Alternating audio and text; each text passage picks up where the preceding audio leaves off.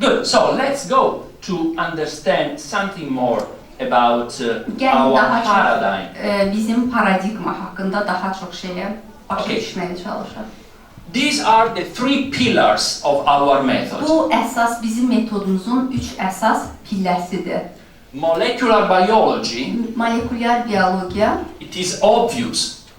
obvious. Aha, bu molekulyar biyologiya bu aydındır. Açıq-aşkardır. Our pharmacology is based on signaling molecules. Bizim farmakologiya həmin bu siqnal molekullarına əsaslanır. Nanopharmacology, which is a precise nanopharmacology. Nanofarmakologiya dəqiq nanomolekullardır. Çox dəqiqliklə olan. And the third, and maybe most important pillar, ən üçüncü hissə, üçüncü və daha vacib olan the PNEİ, PNEİ'dir. which is the acronym for Psychoneuroendocrine Immunology. Bu da Psixoneuroendokrin-immunologiya mənasındadır bu akronim. I need to spend with you a few minutes about PNEİ concept. Bu barədə, mən PNEİ barədə bir neçə dəqiqəmizi ayırmaq istəyirəm. We need to be grateful to the father of PNEİ, who was Robert Adler in the early 80s in New York. İlk dəfə erkən 18 which time? Early 80s. Early 80s. When you were born. 80-ci illərdə artıq yəni bunun biz PNEİ'ni yaradan şəxsə Robert Adler. Robert ona təşəkkür, yəni borcluyuq. Çünki ilk dəfə 80-ci illərdə o bizə PNEİ haqqında, yəni PNEİ'nin atası kimi belə sayılır. Okay. And it was the first time İlk dəfə the medicine started thinking not in a reductionistic way, but in a systemic way. Ki Təbabət bir yol ayrıcındadır ki, yəni reduksionist tərəfi olsun, yoxsa sistemi tərəfi. Sistemik Təbabət yol ayrıcındadır. Two concepts to understand PNEİ. İki konsepsiya var PNEİ ilə bağlı. The first is that the three main homeostatic control systems, Birinci əsas 3 kontrol, nəzarət sistemləri olandır. central and autonomic nervous system, Mərkəzi və periferik sinir sistemi, endocrine system and immune system, all together they work onlar hamısı bir yerdə işləyir. in order to keep the body in homeostasis, Bunlar üçü bir yerdə işləyir ki, bədəni homeostazda saxlasın.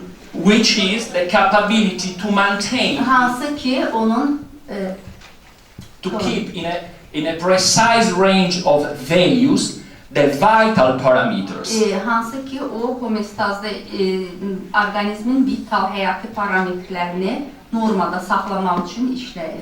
Normally, with conventional pharmacology, Normada ənənəvi farmakologiyada which is great, bu yaxşıdır. we are very effective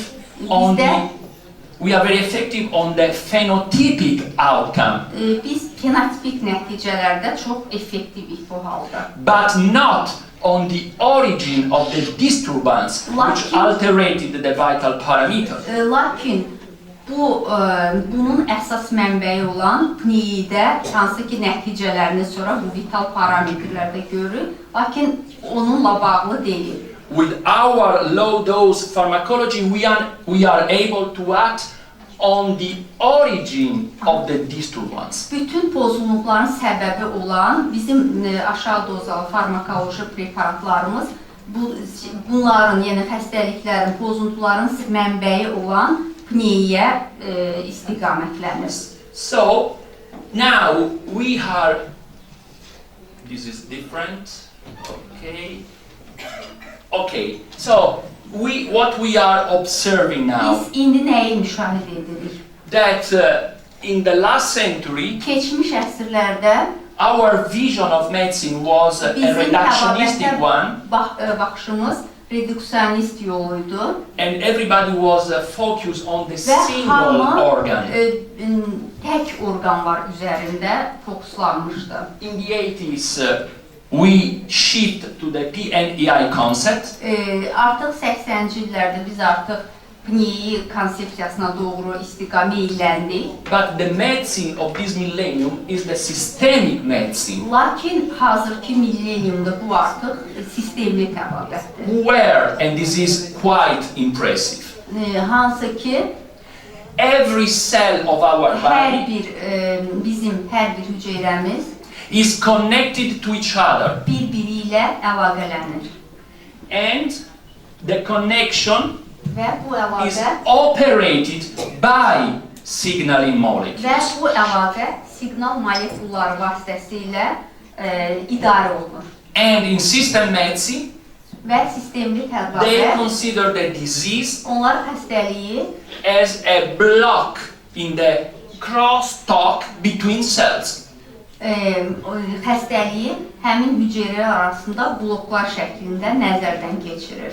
Have you ever asked yourself, Nə zamansa özünüzdən heç soruşmusunuzmu? how many cells do I have in my body? I'm sorry, Kiki. How many cells Aha. do I have in my body? Mənim bədənim nə qədər hüceyrələr var?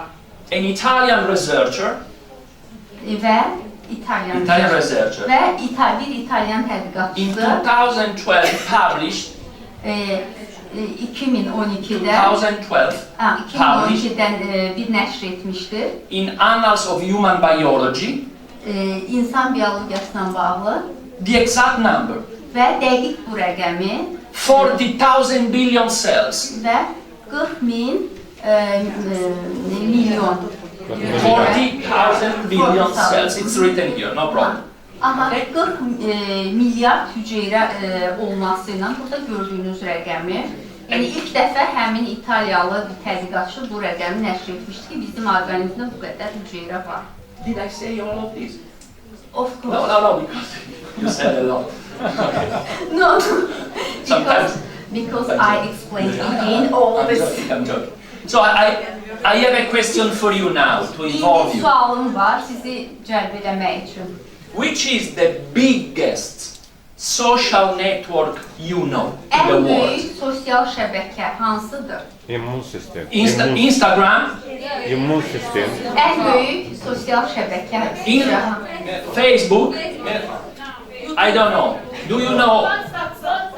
Okay, stop. I can tell you, Instagram, 2 billion people use Instagram. Instagram'ı 2 milyon insan istifadə edir. Nothing.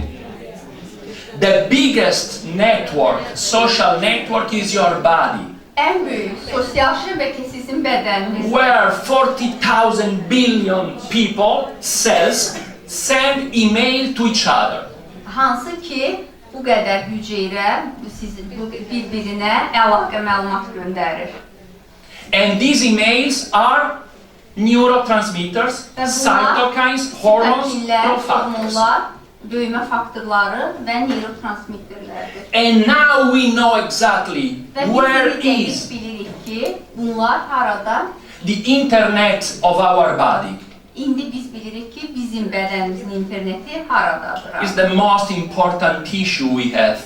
Bizim ən vacib bir toxumamız vardır bədənimizdə. The extracellular matrix. Ekstraselülər matriks. And Mother Nature is so perfect Və bizim ana təbiətimiz çox mükəmməldir. that she put in the extracellular matrix O ekstraselülər matriksə the fast fibers. Lifləri qoyub. Fast fibers. Yes, they are fibrin microtubules O deməli fibroborucuqlardır, mikroborucuqlardır. where the signaling molecules can run Siqnal molekulları gedib gələ bilir. even in a speeder way. Hətta çox sürətli bir yolla gedib gələ bilir. If you now are not believing me, Əgər siz indi mənə inanmasanız, in a couple of minutes I will show you a bir neçə video dəqiqə ərzində biz sizə bir video from göstərəcəyik. Nature 2016 about this. video. No, I will show. Aha, indi bizə bir. Just now you will show us. No, now. Just a Sonra, little. bir neçə dəqiqə later. sonra biz sizə video göstərəcəyik. Sorry, I used. Fine. Okay. Look at this paper.